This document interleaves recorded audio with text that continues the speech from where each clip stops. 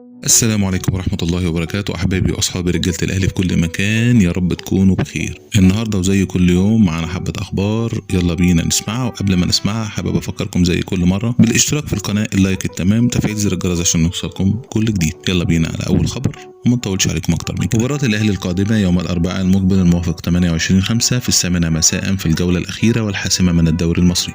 الأهلي يعلن عن صفقة أحمد سيد زيزو يوم 6 يونيو في أول أيام عيد الأضحى. إليو ديانج سجل الهدف الثاني للخلود السعودي أمام الفيحاء وساهم في بقاء فريقه بالدوري. رامي ربيعة توصل لاتفاق مبدئي مع العين الإماراتي للانتقال إلى صفوفه بداية من الموسم المقبل.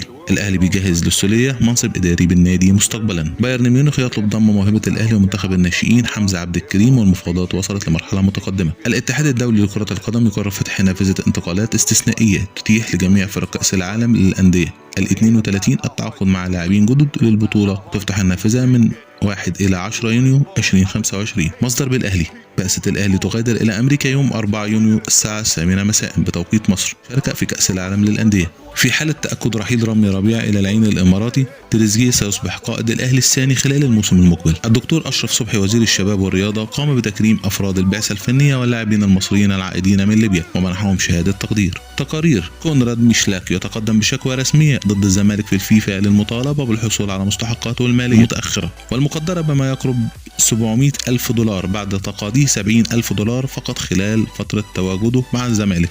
جوزي جوميز يشكو الزمالك إلى الفيفا بسبب مستحقات مساعديه المتأخرة. الأهلي لن يفرط في جراديشار نهائيا ورفض مناقشة أي عروض، والأهلي يجهز جراديشار ليكون مشروع الأهلي. الأهلي توصل لاتفاق مع شركة الطيران لتجهيز طائرة خاصة للسفر لأمريكا.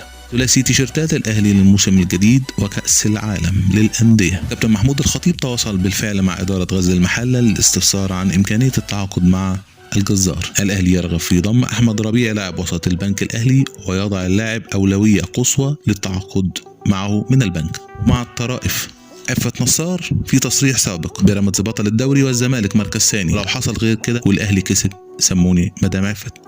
ماشي يا مدام عفت. الزمالك يخاطب نادي يانج أفريكانز التنزاني لمعرفة شروطه لضم مهاجمه.